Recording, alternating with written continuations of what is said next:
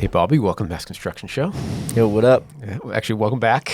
Welcome back. Good to be here. All right, before we get started, Bobby, I'm going to surprise you. Change of scenery. No. I brought a couple things with me. Oh, okay. Something that I've never done before. Oh, my God. But these appear to be the official drink of Blue Collar Robert and every sprinkler fitter out there. I'm not sure how it happened. I've never had the pleasure of drinking one of these before. So right here is what's getting everybody is the 200 milligrams of caffeine. 200 milligrams of caffeine. So that's what keeps everybody running. Yeah, the thing will get you zinging, especially if you drink it and then sit here. Yeah, because you're scratching your earlobes. I see you posting and all these other fitters posting, and everybody's drinking C4s for breakfast, for friggin' lunch. Let's go. And like they're wild. The other one that cracks me up is just the name with Chad Pitt. Yeah, you know, that makes me fucking laugh every time. Red Collar Retro. Red Collar Retro. There we go. So I have Cosmic Rainbow. That's the best one, in my opinion. I'm shocked naturally, and I'm shocked there's artificial flavoring in here, which is a surprise, but no sugar. No sugar. I'm not sure how that is done. And then Frozen Bombsicle. Yeah, that's the one that, this is the one that Chad would pick. This is the one I would pick. All right, well, I'm going to go with your, here, you can have Chad's drink for the day if you'd like it. And I am going to, for the first time, try, what did I say it was called? Cosmic Rainbow. So let's give it a whirl. Cheers. Cheers. You did catch me by surprise with this. There you go. I already had one of these. Oh, that tastes like absolute garbage. You love it? It's terrible. You're going to be scratching your earlobes in a minute. Thank you. It's terrible. I'll give it a second sip. It's not the one bite. It's definitely different after some coffee. It's a 2-sip. It has the fake flavoring aftertaste that coats your tongue, and it's terrible. So to all you sprinkler fitters out there, God love you. Stop drinking. It takes a couple, you know what I mean? Please stop drinking it's like that. Your first, it's horrible. It's like your first IPA right there. I'm going to have some black coffee. That was terrible. That was cool. Or maybe I'll end up with a bad habit. When you leave here, I'll just... You're going to be like scratching your earlobes? Yeah, I'll be like, I'm thirsty and I got to get a little work done. You're going to see pictures of me posted now with C4s and code Dude's going to be cranking out content after this. Yeah. All right. That was awesome. Let's get to business. So, you know, I forget what I said to Gary Donovan, the road plates guy. I did a little bit more about kind of how I wanted to have construction content creators on, but I'm having you back. You've been on before. You know, I really think at its core, people are just leaving so much on the table. Companies, individuals, and that's what this kind of series is going to be is, hey, you can be a sprinkler fitter. You can be a guy that, I mean, you talk to Gary, he's selling a fucking steel plate. Okay. And he talked about it. He's like, I'm trying to market a rectangular piece of steel. You know, how do you do it? Right. And he's managed to really almost dominate the market. It's pretty impressive what he's done by creating content. So this is me hammering on people saying, listen, there's all this on the table. Right. Pick it up. It is. It's right there. It's right there. Pick it up. Post yourself. And how much do you pay to do it every day, Bobby? Posting the video? Yeah. Zero. Right, $0. Right? So it is free. Yes, you have to put the time in, but there's free money on the table. It is. And I don't even want to say money, right? Maybe it's opportunity. That's the biggest thing. It really is opportunity. Yeah. And maybe it's people to meet. I mean, Mike Procopio's been one of the better guests on this show. And people love his stuff. I've probably had him on 15 times now. And he's so interesting to listen to learn from. He's so engaging, so well-spoken. He really teaches people a lot. But it was all because I posted about, you know, it was a podium-style building that actually one of the kids from Focus Forward, I say kids, he's an adult, but to me he's a kid, sent me a picture. And it was a podium, but it was metal framing above the concrete level instead of wood. And he's like, hey, you ever seen one of these? He was out in like somewhere out west. And I was like, huh. And so I posted, I'm like, why don't we use, you know, steel studs on like gauge studs on podium instead of wood, you know, because I was legitimately curious. I thought maybe somebody might know like regionally why we do it this way and they do it that way. And he saw it. He texted me back and he was like, hey, we're about to do one now in Lynn. And I was like, oh, awesome. I'm like, you want to come talk about it? And then he came on and, I consider him a friend now. We've done a bunch of panels together. He's been on the podcast a lot. And that's not a financial thing for me, but it was a good opportunity. It ended up being an opportunity for everybody that listens, right? People are yearning for content. Yes. Right? Yeah. Everyone's on their phone. Everyone's watching something. Yeah, good content. And you know what? People want a mix, right? They want to laugh. But they do want to learn too, right? And there's general learning out there about like psychology and all kinds of great stuff. But like people want to learn about construction too. And that's why I want to bring on construction creators because there's not many out there. It's a tough thing to do. Yeah, and I don't know why. Maybe we can dig into it. But I feel like there's a lot of, and I said the same thing to Gary, there's a lot of stuff in like the single family world, right? Yep. People build in single family homes, whether it's the traditional old school stuff like that's this. usually like probably the owner that's in that single family home that's probably doing the work, taking the video of himself most of the time. That's the case. Yep, there's that. You have Nick Schiffer, the Modern Craftsman guys. You have the old school stuff like This Old House. There's some other like publications out there that like Fine Home Building and a lot of stuff around that and homeowners. And then just individual business owners like Kelco, who's showing all his carpentry stuff and, cool like joints and beautiful products. So there's a lot for that single family space, but people that are doing tenant fit outs and ground up stuff, there's really not a lot of people in the space. So it's not only is it on the table, it's a kind of a lower bar at this point. You post a video from the top of a high rise. Like there's not that many people that have that opportunity that can post a video from the top of a high rise. Yeah, without a wall in. Yeah. Right? You're just wide open. I think the main problem with that is when you sign on to those big jobs, most of the time, in that fine paper, in that safety orientation, no photos, no videos on site. Oh, are they doing that now? Almost every job has done that for years, yeah. And Okay. So that was always a big thing in the city is that, don't be filming and taking pictures on the job. And I was always, doing it anyway. Yeah. See, I'm older. There was none of that. There wasn't a worry when I started. So all my pictures. Your phones didn't take pictures. Yeah, I know. No, they took pictures, but I had a digital camera that you'd have to go and do the field report, right? I could just take selfie video from the top of the ladder. Boom. Yeah. So tell people, what are you doing on the content front these days? We talked last time, but I think a lot's changed. You were a sprinkler fitter installing pipe last time. I pulled up in my van, right? I think so. Yeah, you did. You're right. Yeah. And you pulled out. I still have them here. You gave me a couple of the heads, and my son loves it. That's awesome. You had all kinds of crap in there. That van's still running? What'd you say? That van is still running. I love it. Okay, still on the road. Little Bobby still has it. There you go. Yeah, I remember bringing my son out when he was real little, and we were rummaging around the back of the van looking at the stuff. That's right. So the content is it's tricky now because you're fighting against AI, and I don't want to use AI. I want to keep it as original as I can. But AI is fun to play with. You can make crazy videos of yourself, flooding videos or whatever. But really, I like to keep educational videos for my long-term followers that want to learn something, or they're not just trying to doom scroll. But you kind of have to stay trendy and kind of go with what's going with the algorithm to keep the views up, if you would. Okay, so you're pretty conscious about what the algorithm is looking for. What makes you stop scrolling? Like, just like anybody. Like I generally don't spend any time on the TV. So if I'm trying to relax, I'm probably scrolling on my phone, and I think to myself, well, what makes me stop? What makes me stop? What compels me to share a video without you saying, hey, will you share this? Yep. And people will stop, and they relate to it, and then they share it on their own, and that's the kind of content that I'm trying to make. Yeah. Now, have you become conscious of hooks and how the video starts? Yeah. Well, you gotta, it's fast paced. It's got to be fast and quick, and people lose their attention span's not that long. Yeah, and I think that gets tossed around like, oh, people's attention spans are down, people's attention spans are down, you're not there, this and that, blah, blah, blah. They only want short form, they only want quick.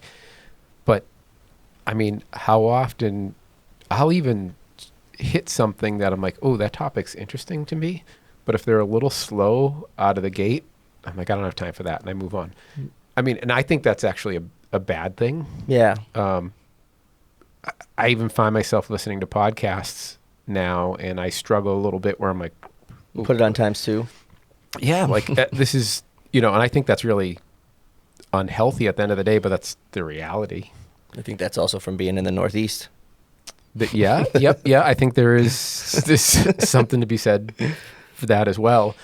I mean, but a lot's changed since you started. You had just were pretty new on the Dope and Tape show.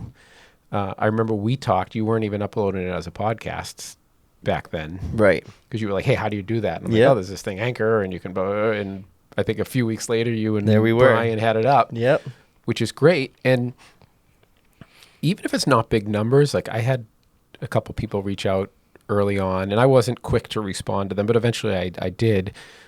They were like, "Hey, can you just put it on YouTube? Because I listen on YouTube." And they have YouTube Red or whatever we get that. It's called. People want to listen to it somewhere where they want to listen. And, it's easy to, I think, say like, oh, well, everybody's listening on Apple and Spotify and only, 17 people listen on YouTube. Okay. Well, that's 17 people and that's where they want to listen. Right. Put it on there and don't be scared of low views. Right. Right. Put it on there. If that's where people want to listen and you don't know, like I've seen YouTube has like picked up tremendously for me. But it's funny, like there's not the flatness like every other platform. Like every other platform has become this too. There's not the flatness of every video gets about the same. It's like some stuff takes off. What are they searching for? What are you labeling it? Because when you're on YouTube, essentially your title needs to be what the end user is going to search. Oh, absolutely. And that's the big one. We talked a little bit about, we talked with Gary about this a little bit, which was it's a search engine. You go on YouTube and you type something and you search. That's different than a feed. Right now, YouTube has the feed component too, but yeah, it's a search engine. So you need to have title, you need to have copy, and that's all stuff I'm continuing to work on because I don't think I'm great at it yet. But I put up stuff that sits there for 6 months, and then all of a sudden I'm getting notification, comment on this video that's been sitting there for 6-7 months. And for whatever reason, a couple comments, a couple saves, a couple shares, all of a sudden YouTube thought it was worthy for their algorithm to show more people. Yeah, so it went from like 200 views, and then I look at it and there's 4,000. Or maybe you talked about it, after that in a different episode, and people are like, "Oh, let me go look for that." And, yes, a clip or something. Yep, yeah, absolutely. And shame on me, we do the rundown, which is a live Instagram every Wednesday, 6:15 a.m. and it's been fun because people get on and engage and you can kind of go back and forth and they actually add to, like some of them are just like, like, oh yeah, spot on, or like just kind of people liking it. But then other people are putting like substantive comments in there where I'm like, oh, I didn't know that. They're like, oh yeah, I did this deal in Somerville and they allowed us to build 2 more units, but I had to do this and and I'm like, shit, I just learned something from this person there. But where I failed was I never put clips of that out. I just started doing clips of that and like it's picked up substantially. It's crazy. So I'm like, okay, there's some... You got to have all forms. Yeah. Well, the long form, you have to have the short form to promote it. Yeah. And you look at the views on Instagram of the clips versus the full, and the clips blow it away. Right. Blow it away. Well, and especially if you put a long description. Like that's the ultimate influencer hack is where you make on Instagram? You make a 7-second video that's got like a decent sound in the background, and then you put like spill your heart out, fill the description up as many characters as you can, and then they're reading it, and that video is just playing in the background. 1 view, 2 view, 3 view, 4 view. And so if anybody who reads the description, you essentially get 10, 15, 20 views out of them. Interesting. I did not know that. Thank you for that. Just rolling in the back, yeah. So that's like the trendy thing. When you see a super viral video that's just maybe got words, and everybody sharing it, but it's getting all those views because it's short, 5 seconds or it's 6 seconds. Interesting. Huh. I like that. Yeah. So like I said, you were pretty new on Dope and Tape, and Instagram was really the platform, but TikTok really wasn't even... It was a thing, but neither one of us were using it. Right. Now it's a pretty substantial part of what you do, or? And we post on there. You definitely get some views. I'm still Instagram. At my roots. I think, I don't know, I think some of them TikTok views are fake or something. Where are they coming from? But we post on there. We have a Dope and Tape TikTok. We have a Dope and Tape Instagram now, which we're just posting clips to get them to YouTube to watch the long form. Mm-hmm.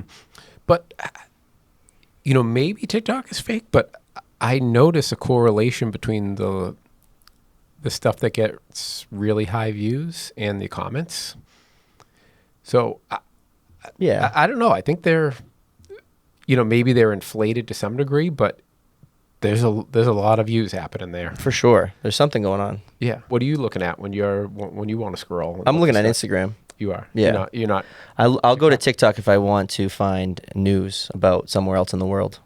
Interesting. And I think that's ultimately why they want to ban it. That's like the whole thing about banning it. Mm. If you want to find out something about any type of, the hurricane that's going on right now, you probably get your best footage on TikTok from people that are within it right now. And all you got to do is just use their search engine. Where Instagram search engine doesn't necessarily work like that. It's going to show you maybe the most viral video or the most viewed video. Okay. That's interesting. Yeah, I find my feed just looks different in TikTok than it does on Instagram. Yeah, well, I curate all my feeds too. Like I'm constantly hitting not interested, or like if an ad comes up for like I'll put it as it's irrelevant, or I'll report the ad. Yeah. And so then I'm just seeing all the people that I follow instead of every other one being an ad. If you report 10 ads in a row, they'll stop showing you ads. And so I'll usually be doing that, and I'll curate, and anything I don't want to see. Yeah. Not interested, and then it will just show up. My whole page will be what I want to be posting and what I want to be consuming. I want to consume what I'm trying to create. Yeah, I actually do that. I know you're not a big LinkedIn user, but I do that on LinkedIn more because I'm there for a specific reason. I'm there for work. Right. And I want to see industry stuff. And if they're giving me, because some people are starting to put more like personal stuff that would be more like, my kid's birthday or something. I'm like, just not interested. And that has worked really well. And I have a great feed there and much different feed there. But I don't want to waste time on that, right? I'm going there to learn. That's the other part of this is even if you're not producing content, it's a great way to learn. Right. So you have the podcast and on YouTube. You're doing TikTok, Instagram, and now how about the content itself? What are you putting out? What's kind of the mix? I like to, I work at ARGCO now. Yeah. And so I have a plethora of ARGCO tools, right in my fingertips. And so I also want to sell those tools. And so that's content in and of itself. And so a lot of that time I get to use it, or I'll take videos of us selling. But I have a lot of footage of, me on the ladder. Yep. And recycling old content is always a big thing. If something worked before, it'll probably work again. And that's usually what I'll do with TikTok is I'll find whatever worked for me on Instagram, I'll put it over on TikTok. Yeah. And I think people don't realize that as your follower count grows, you posted something 2 years ago, there's 40,000 people, because you're up to, I think, 100K now. You could have 40,000 people that never saw that, right? So now is a chance for them to see it. So I think that's a great tip. And repurposing in general, right? Yeah, and put a new audio or a new meaning behind it. I mean, I have a lot of great videos. And like you said, you can scroll way down, and some of my great videos only have 1,000 views. Yeah. That was back when I had no followers. Yeah.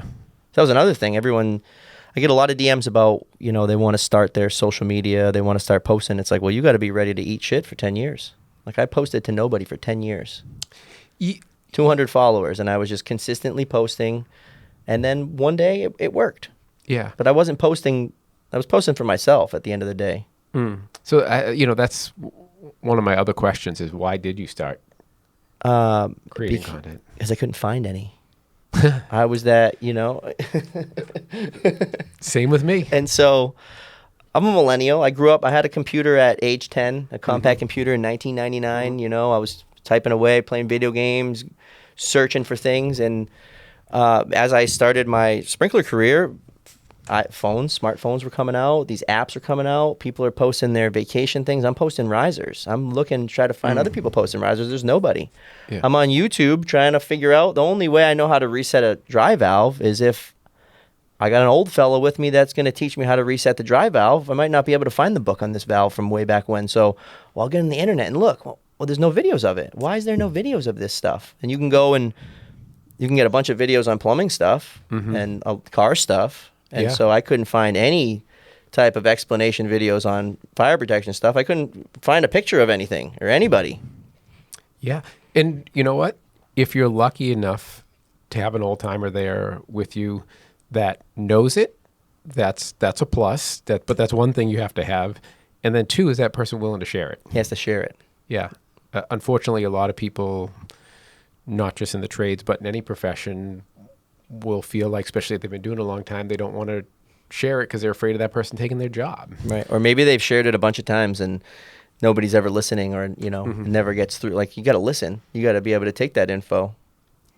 Yeah. And retain it. Yeah. And I want to go back a bit, though, because, I mean, I get your point about, you know, you got to eat shit for 10 years. Right. That's for it to be substantial. But it doesn't mean if there's 125 people that enjoy your stuff. That too. Right? Like, someone made a good point to me when I had talked about the podcast being small. And I'm like, you know, there's 400 people, whatever, that listen each week. And like, that was good. I was happy with it. I mean, because who am I looking for? I'm looking for people in commercial construction in Massachusetts at the time. It's kind of gone beyond that now. And I'm like, how many people, because really the audience wasn't trades based in the beginning. There's definitely some trades folks that listen now and I even communicate with now, but that wasn't the focus in the beginning. And I remember thinking, like, you know, how many people are in commercial construction in Massachusetts? Supers, PMs, whatever, all totaled up. Probably only 10,000, maybe, right? Like, not that many. And if 400 of them are listening, and really, what if 3 of them are very influential people, right? You can have a pretty small group of people and have it make a difference. My first client was from LinkedIn before I even had a business, you know, and I started to have people say, hey, could you do this for me? Could you do that for me? And I'm like, oh no, I'm working somewhere now. I really can't do that. But it was a way to confirm that my business was going to work before I started the business, right?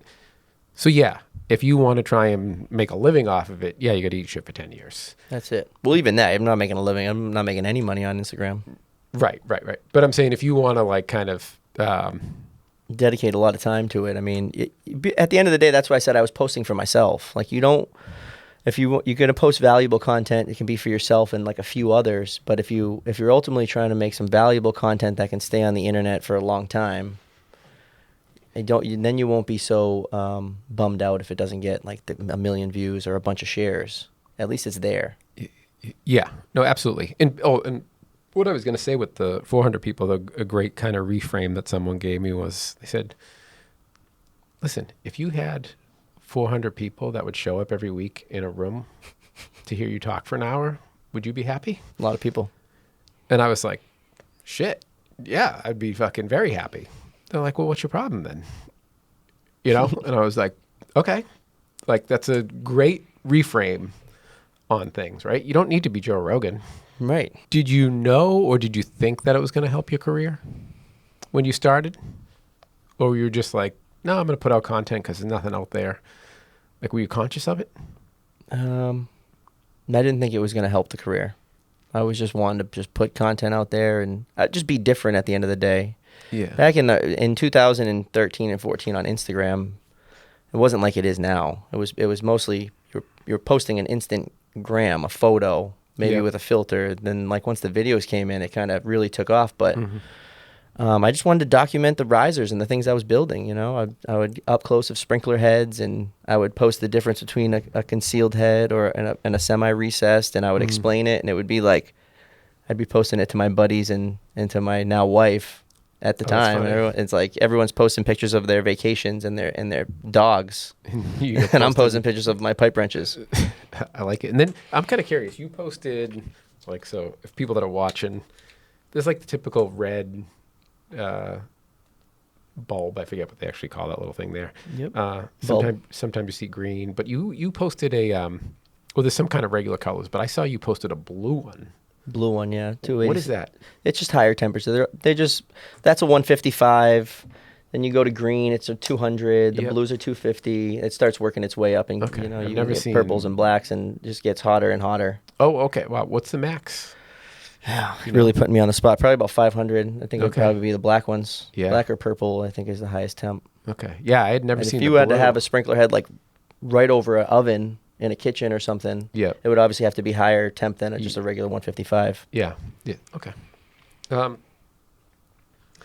At what point did you realize that, oh, hey, like this actually can help my career? During that weird time we had when we were all wearing masks, Okay. and I was working and I was posting, and that's like when I first had my first couple viral videos. Because I worked through all of that, and I think that a lot of people maybe weren't working. Mm-hmm. And so I don't Oh, know good point. whether I hit lot the more people algorithm looking at their right, or phone. there was a lot of people watching their phone or what. But and kind of when reels came out Mm-hmm. is really when I had just posted. I was like, oh, what is this? Anytime the app tells you they got a new feature, you know, you want to use the feature because they're going to reward you. Yes. That's like with anything. And so I made a reel and I posted it, and like I got 1,000 views. Mm-hmm. I was like, whoa, my first 1,000 Yeah, views. And yeah. that right there sparked something. Like that Yeah. first time, like within an hour, I had 1,000 views. And so I went to work the next day, and I just started posting. You know, you could take a video now and you could put a music over it. And that was totally different than being able to just post a photo. And so then it was like, then you get 10,000 views, then you see the followers going up, and then interactions. I was getting like a lot of sprinkler guys just coming out of the woodwork, you know, thanking me. Huh. And That was kind of the That's point when I where was you're like, like, wait a whoa. minute, there's something powerful here. yeah. Yeah. I mean, I remember probably the first one, the one that stuck out the most was I'd been posting on LinkedIn pretty regularly and decent views, especially for that platform, because you're not really seeing million views on LinkedIn. Right. It doesn't really happen. And when I was starting the business, I was trying to pick my logo. And I wanted feedback, what kind of, resonated with people. And I'm like, okay, this is perfect. These are all people that are my potential clients. What would they want? What would they kind of resonate with? This is a cool logo. Yeah. And so I went to 99 designs, and I got a bunch of proposals, and I had narrowed it down to like 4 that I was considering. So I put the 4 of them up there, and ended up, I mean, I don't remember the exact number, but it ended up over 500,000 views on it. And people with feedback on like the construction side of views and which one they liked, and this is like so many comments, graphic designers saying this one's better, or see that one there, that one has too much detail, so if you tried to like put it onto like a sweatshirt or something, it wouldn't work and it would fade out. And some people actually took the logo, some graphic designers took the logo, remade it and sent it back, say this one's good, but here you should change it and do that. And I was like, Wow. holy shit. That's cool. Right? The power of social media. Yeah. I'm like, I just have people doing free work for me. And now I have, and it had to be half of those people were really potential clients, right? They were people in the construction industry, potential listeners, potential whatever. And I'm like, I got that for 3 minutes of work. I took a bunch of screenshots. I went into back then when you had to use like Instagram had an app where you could kind of make a collage. Yep. So I just made a collage so it would be the 4 of them in one image, because LinkedIn didn't allow it wasn't carousels at that point. Yep. So I just had to have one still image. It took me 3 minutes, and the amount of free work I got done. And you ultimately came out with that? Yeah, and came out with that. Oh, that's amazing. And visibility, like if you're going to go start a business, what would you have to pay to have 250,000 potential customers see your new business? Right. What's that worth? Probably, tens of thousands of dollars to get that quality, right? You can say, okay, hey, I put it in the Boston Globe, and 100,000 people like picked up that newspaper. Even if 100,000 of them looked at that image, how many of those people work in architecture, engineering, and construction? Right. Very good point. 15 of them, 20 of them, 40 of them. Then that's all your LinkedIn is probably. Yeah, 100 of them, 500. I just got 250,000 people that are working in construction, in architecture and engineering, now knows that I'm starting a new business. And then I got graphic designers to redesign my logo and give me feedback, and ultimately got me to choose the one I chose. Pretty cool. And I was like, this is it. I'm like, I knew it was valuable, but I'm like, now I really get it. Like, this is, this is a, That's the community. yeah. Like, this is a sports car. You got to know how to drive it, Yep. right? It's powerful. You got to know how to drive it, but it's there. Were you intentional about anything? Meaning, it sounds like you were intentional about like paying attention to the algorithm, but were you ever like, oh, you know what? I want to start to do this type of content because maybe these type of people will be interested, or was there any like things where you were kind of like intentional about the content, or was it all just, no, I want to do stuff that's interesting for everybody?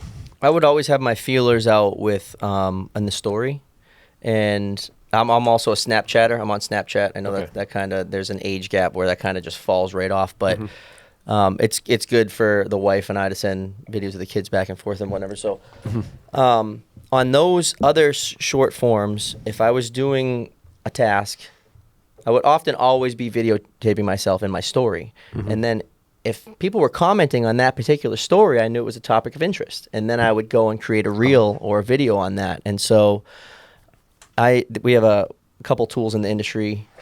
ARGCO sells one's called the Hole Master. Tells you drill a hole in the pipe. There's other variations out there. Some guys like it. I never liked it. I never would need the clamp. No matter which variation it was, I would just drill with the drill. And so it's like, I'm going to make a video about this because people are asking me, like, why don't you use the clamp? And so I make a video about it. It would go viral because, that's something people... So, yes, some things were very intentional where I would see that I was getting a lot of interest on certain things. I would then try to create more content on that and capitalize on it. But I would also... What's stopping me? What's like the trendy new thing that all the blue-collar trades are posting that I can put sprinkler in the background and kind of recreate that? Because that's at the end of the day, that's what all of the influencers are doing. We're creating that short form to get a bunch of views. But I want to have sprinkler background. Yep. Yeah, so that's interesting. So you were using stories as like a Kind of test. feel it out, yeah. Huh. And for Because most people just scroll by the story, but if they're interested in it, they'll like it, then they can comment directly on that story, and you'll see like, everybody's commented on this one story. Let's make a real video about it. Yeah. I don't know. Do you find the same? I get more engagement on my stories than I do on the posts usually. No, I mean, well, I'll get millions of views on a reel, but the story will usually generally between like 1,000 and 2,000 people are running through it. Yeah. But you get more, but I mean, from a percentage engagement, do you feel like it's more in the stories? Percentage, yeah. Yeah. No, well, like I get a lot more people sending me, almost like they're texting me, right? You get more of that kind of. Oh, back and yeah. forth on Yeah, I get a the lot of stories. DMs. Yeah. Yeah. So people that are listening, if you're hearing the dog in the background, also she just farted a little while Yeah. ago, and I was like, oh, what is this stink? So Daisy's in studio today. That's all right. We The got other a friend. thing is the way you said that. I thought you said Hoe Master, and I was like, what? What did you say? I'm like, you got to rethink the name on that one. No, the whole master. The Hole Master. All Yeah. right.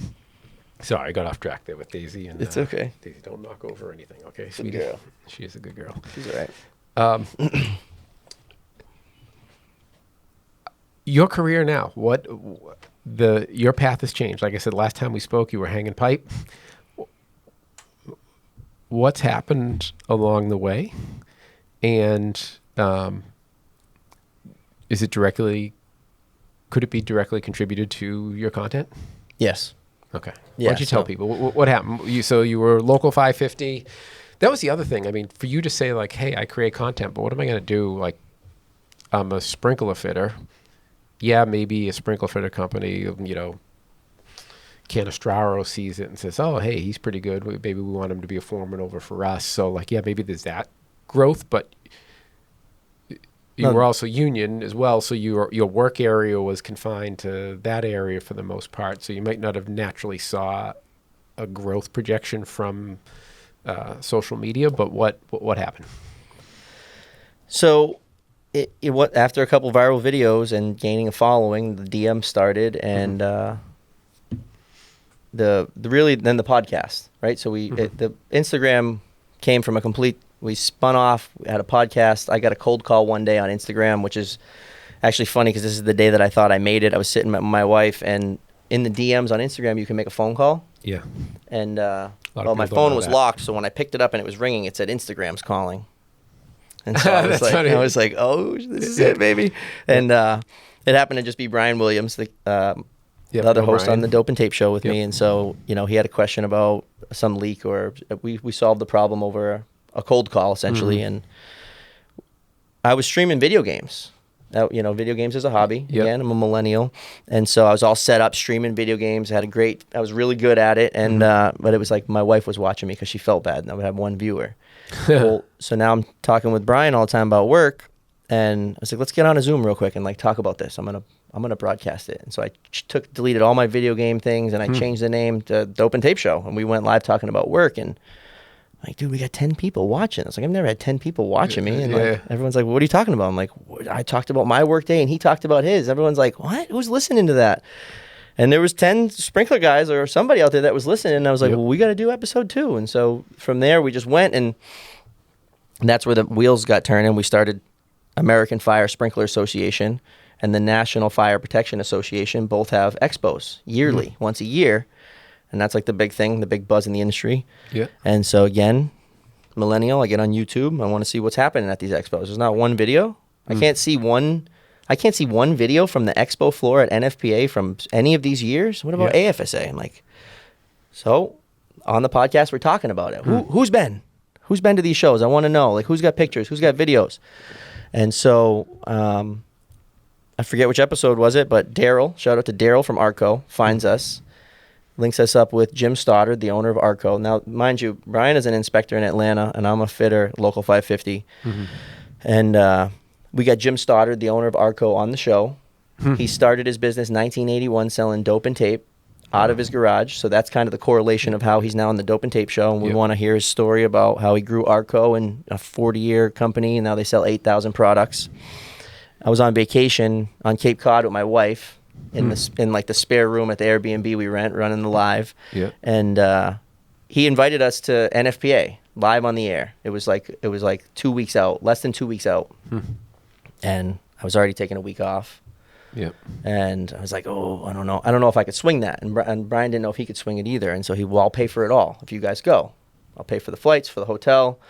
So I was like, okay. All right, well, I can probably make that happen. And so, like, we shut the live off, and I walk out, and my wife was watching, and she said, "You just get invited to Las Vegas from an old guy that you don't know?" And you said, "Yeah." And I'm like, "Yeah, I did. I did. I was so excited." And so from there, that was our first trip to NFPA, full paid. Nice. And I went to every booth, and I asked every booth what was going on. NFPA being like the people that write the standards, like okay, they have a conference and expo.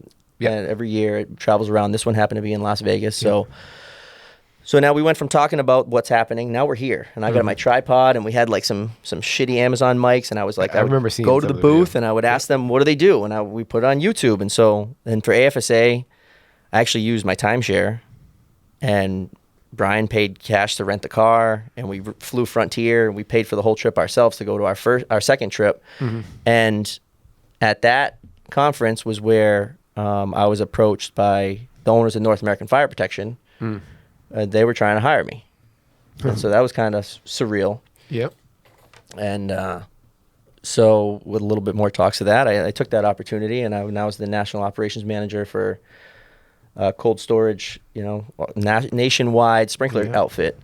And that was an eye-opening experience, building fire pumps all around the country and managing all different, again, being from the Northeast. Yep. Where, no disrespect to anybody. I just think that we do things a little bit faster up here. Yes, and we move fast, we talk fast, we drive fast. And it was eye-opening being down in, Georgia or New Mexico or Florida. It's just a different workforce from what I was accustomed to. And but it's a great job, traveled all around, and that led to I think we went to now 3 NFPAs, 3 AFSAs, and then this most recent AFSA, ARGCO made me an offer I couldn't refuse. And so now I work full-time with ARGCO. Great. And now, it's pretty awesome if someone turned a wrench and now you're head of sales and marketing for a national Sales and marketing, company. right? And goes full circle to I had Jim Stoddard on the show, invited me to my first NFPA. Now Brian and I both work for him at ARGCO. That's wild.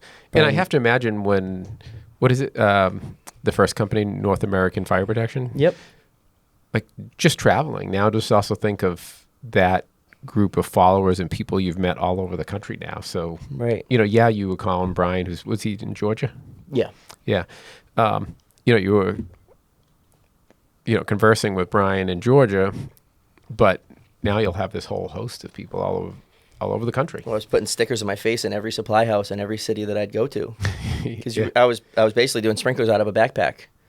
Right, so I'd fly somewhere with a Pelican case and hit like a supply house, or maybe we'd send some stuff. But I had a lot of tools I was flying with and stickers, and I'd put them in every supply house. And you're right, I was meeting people all around the country. Yeah, I mean, opportunities for when you work at places just to kind of grow the network, even if you're not trying. Like I don't consciously try to say, oh, hey, this is good. Like I don't like even networking events, right? Like it's not. Right. For me, I want people to see it and enjoy it. And if they, enjoy working with me or enjoy the content, and then it kind of naturally grows. So when I say networking, I don't mean like, oh, hey, go out there and shake as many people's hand and like do all, I don't mean that, but I just mean that ability to connect with that many more people. Right. And now you've connected with people across the country. A month ago, I was down in Georgia teaching in Atlanta. And it's because of this. Yeah, right? It's crazy. And they're like, hey, can you come down and teach us about that? We want, we're trying to improve on fire safety and this and that. And I'm like, sure. And do you travel with all this stuff?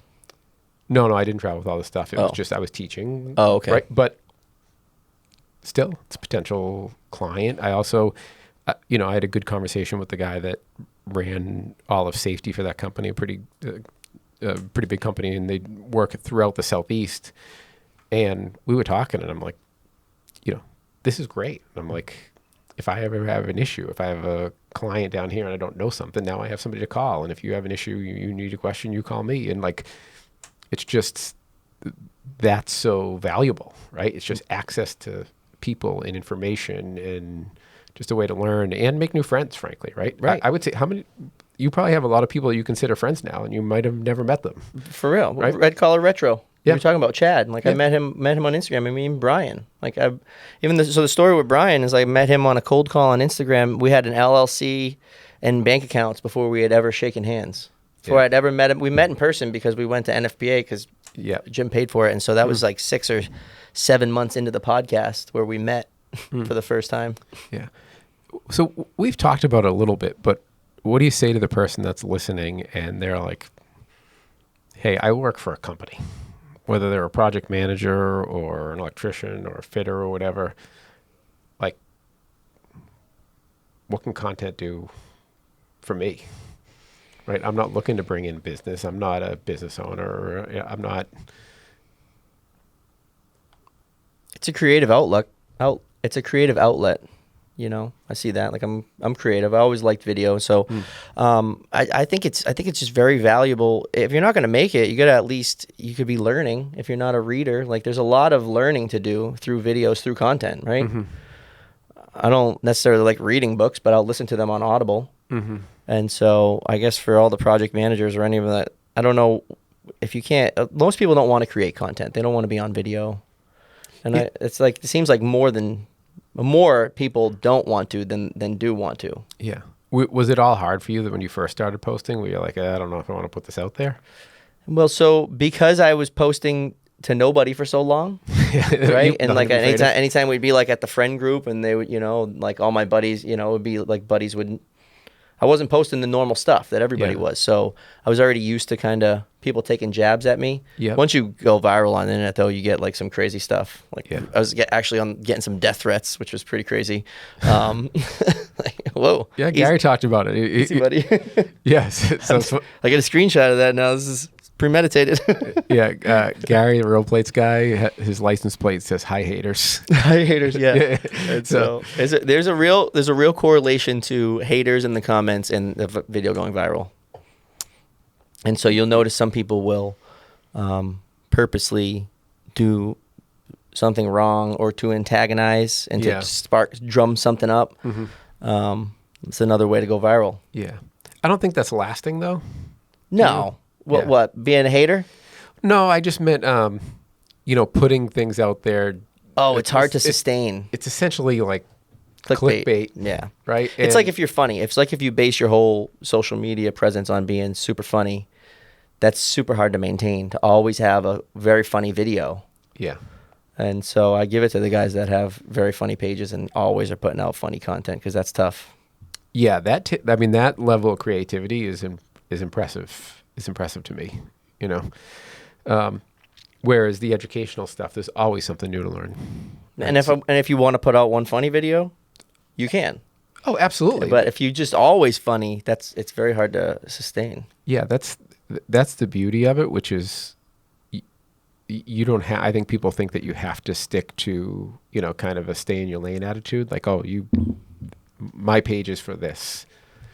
Yeah, it can be for that, but I think the human element is that people want to connect with you, and if they connect because you garden or you make sausage or you restore cars or whatever it is you do, if it becomes that, hey, we're both sprinkler fitters and I like sprinkler fitting content, but oh, hey, we're both crazy into Audi A4 cars or something, right? That connection then just it doesn't double, it like 100-fold connection, right? Like, because we have this thing in common, and then there's also this little niche that we have together. Like, that's my person, right? And that level of connection is just extremely powerful. And they're the people that will go out of their way to like send you work, to do this, to do that. Tell me this: have you ever gotten work through a DM on social? And you being from Massachusetts, sprinklers in Massachusetts isn't the easiest thing to, like, it's not just like a side work availability, Yep. Unless you want to put your house on the line. So, but I do get DMs all the time of people wanting me to like put sprinklers in their house or do this or do that. And I've always just turned it down because, the licensure and the legality of it. But, But both of your positions. Yeah.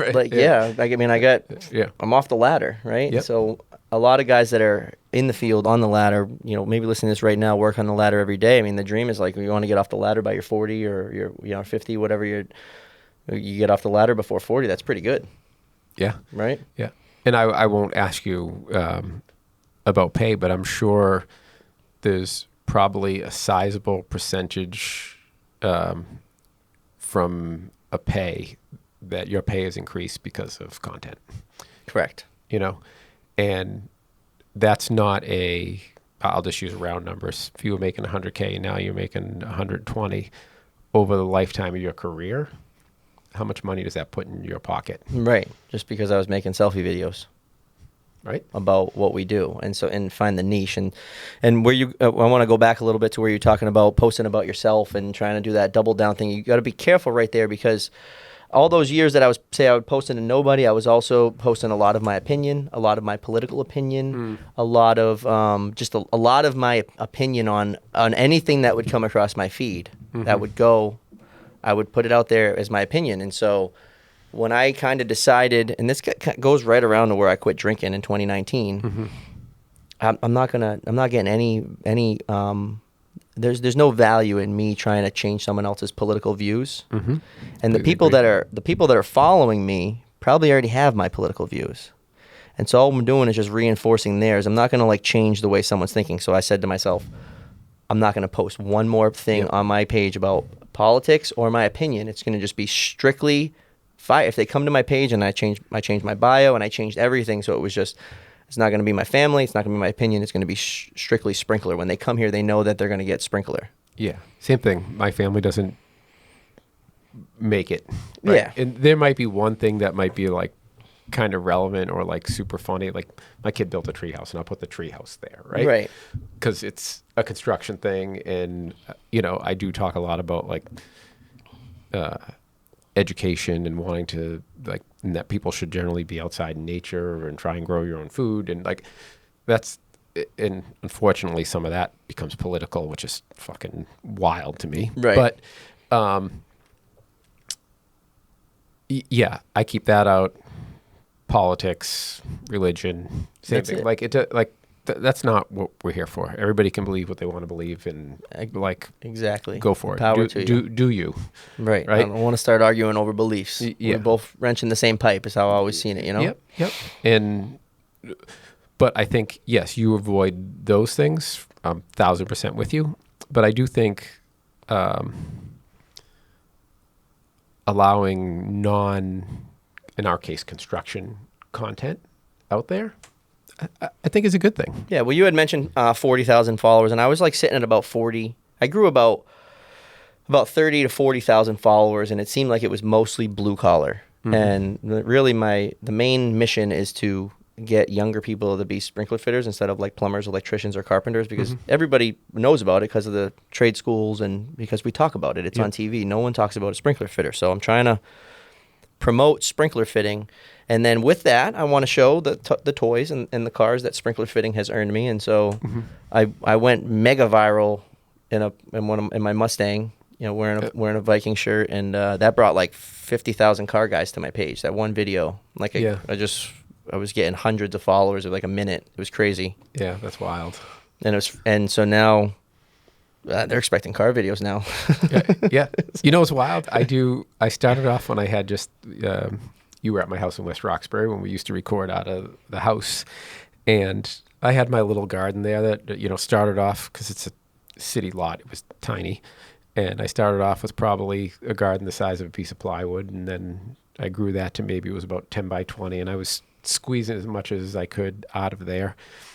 And one day I was like, just did like a garden tour where I'm like, hey, this is what I'm growing. This is how I, grew this.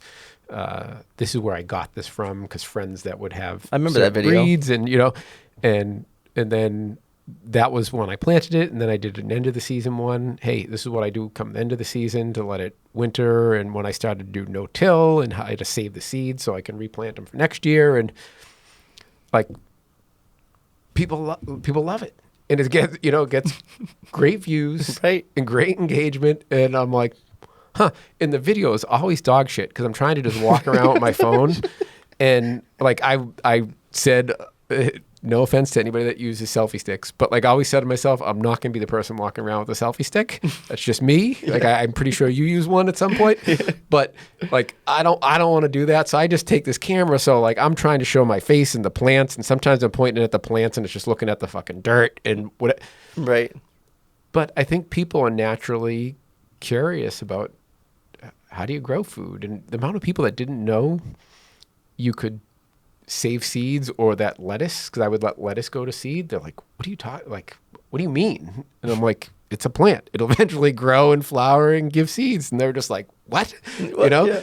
And so I think just opening people's eyes to that, because I think lots of people have woken up to the fact that, oh, maybe our food is broken. Mm-hmm. And, maybe they are poisoning us. Yeah, exactly. Here's my artificially poison energy drink.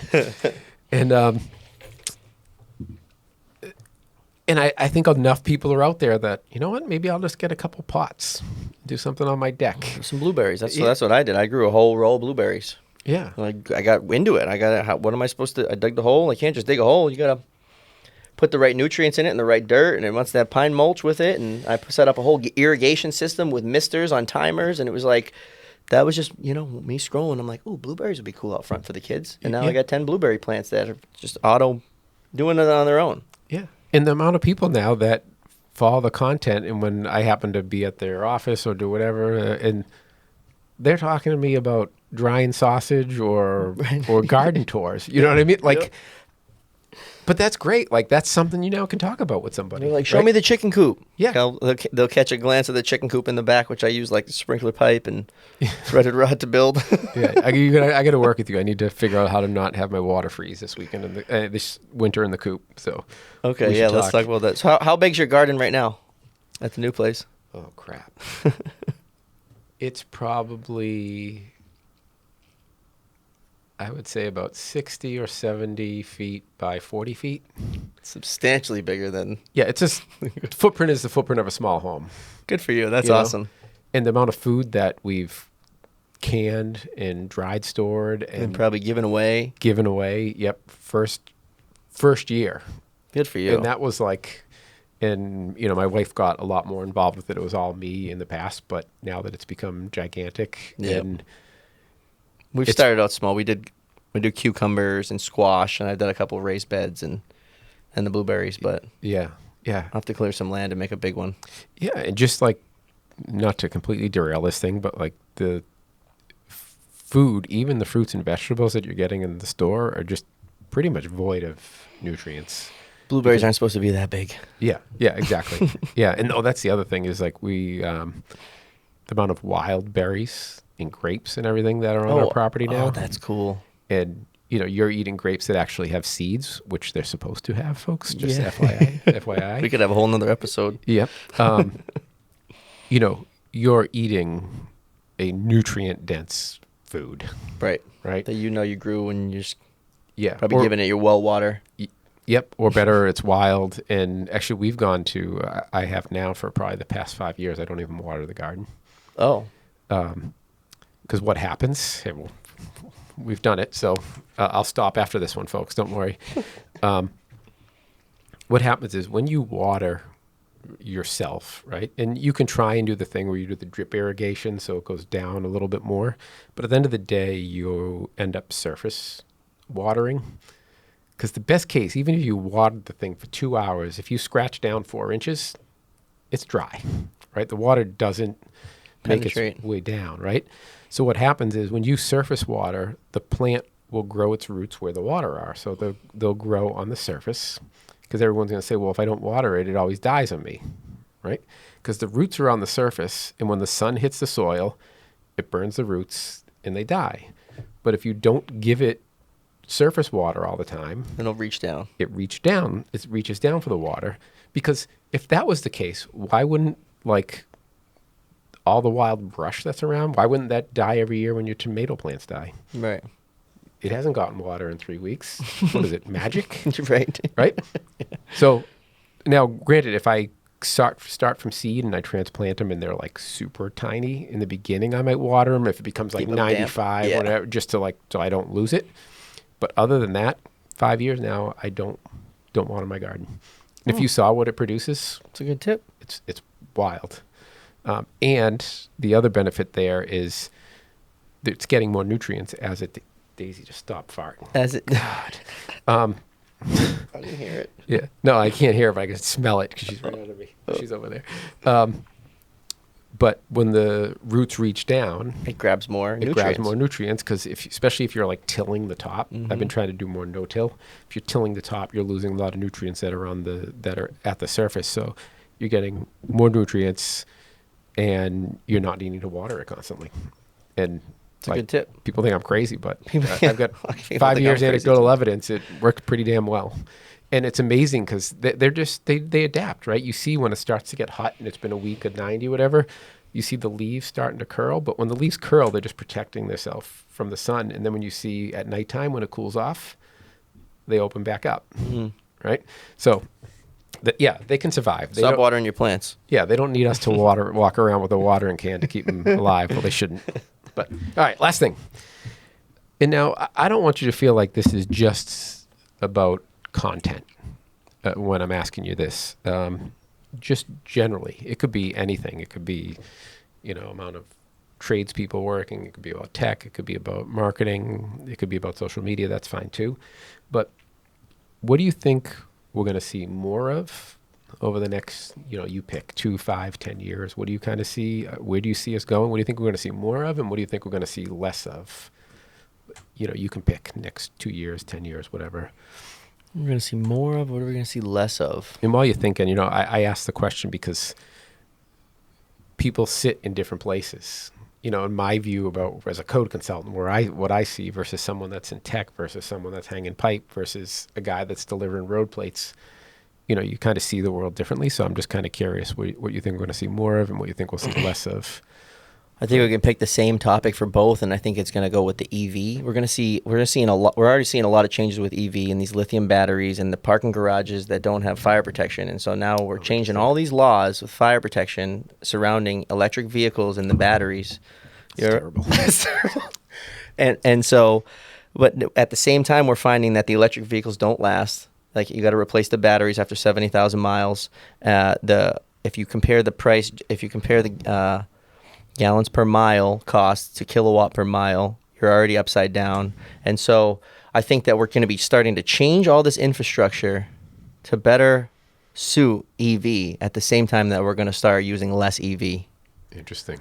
And so fire protections, we got we got a lithium battery standard that we're having to create and FB855 and talk about what do they call it, cold out or like thermal runaway. The thermal runaway, and Yep. you basically just can put it underwater and it just keeps on burning. Mhm. And now you have everybody charging their Teslas in the bottom of the garage that's under the high rise. Yeah. And if one of them goes, they're all going to go, and you can't put it out. They've literally put these Teslas underwater, and they keep on burning, completely submerged.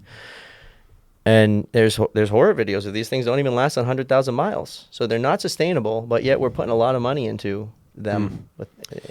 Yeah, I've even explored bringing in there's some engineers that kind of specialize in garages, because there's all kinds of stuff with you have the seal coating that goes on the surface coating that goes on these garages, that kind of like gray. Yep. It's got some grit in it, and it's that gray coating that goes on. And what happens, like, people have a false consumption. They think concrete's forever. There's a useful life of concrete, right? And then, how are you maintaining it? So there's a whole like industry of structural engineers that they specialize in parking garages, because over time, with especially in the Northeast, salt and water from the wheels and everything, you start getting, the rebar starts rusting, you start getting spalling. How do you repair it? How much of the area do you have to chip out? Do you need to put reinforcing steel underneath? So there's engineers that kind of specialize in that. And I wanted to have one of them on to say, like, is there any real concern about a, battery fire or multiple battery fires in a parking garage? And one of the guys I talked to was like, yeah, absolutely. No one's talking about it. So I think I'm going to have that gentleman on. And it's a great talk. I mean, okay, so it's concrete, or what happens when the concrete is just being burnt? I mean, that's a hot fire down there burning. Say it's like, say it's 3 levels down. I mean, what if we're downtown Boston? We're 4 or 5 levels down. We have massive structure above us. All that toxic smoke is going up. Yeah. You're not going to be able to put it out. Yeah, and the weight of all the vehicles up above, and if the steel starts getting to a certain heat, a certain temperature, it's going to melt, right? So the rebar inside the concrete gets hot, and it explodes. And yeah, it's real. And now I don't know enough about engineering to say that that's true, but I won't have an engineer on and tell me. Is the Tesla next to it now going to light on fire? It's going to start a chain reaction, and so no Teslas in parking garages. Yeah, and no, it's and there's a lot of people thinking about it, because we've kind of, I don't want to say disbanded it, but we haven't met in quite some time. But there was a group, the Construction Fire Safety Partnership, and that I kind of, like, I don't want to say ran, but I would like chair it, right? I would do the agenda and set up the meetings and all that kind of stuff. And fire service folks were in there, and they're like, hey, like, we're trying to figure this out. Like, where should we put the EV chargers in the in a garage? Should we put them all together so they're contained to one area? Should we spread them out so if one catches, another doesn't catch? Should we put them next to the stairwell so we're near the standpipe so we can get water on it quickly? Or should we try and keep them away from the stairs so we don't have an issue with... We can evacuate? Yeah, and they were all really good questions. And I had a room full of 20-something people that were all professionals in this. And everyone was kind of like, yeah, I don't know what the answer is. We're doing the same thing right now within, like, trying to create a standard. It's a crazy thing to think about. And is EV here to stay? Yeah. It seems like our electrical infrastructure nationwide can't even, if everyone were to switch to EV, we wouldn't be able to charge everybody. Yeah, at this time, no. So you can see that's happening on the West Coast when, they can't even run their air conditioners in the heat of the summer because everyone's charging their cars at night. It's taking up a lot of power. My buddy just built a new home, and he had to put in Well, what size panel you have to put in a new house now? Because for So you got to go 400. yeah, you got to put in a 400 amp panel Yeah. Yeah. No, that's just in case. That's a big panel to have in just a home. Yeah.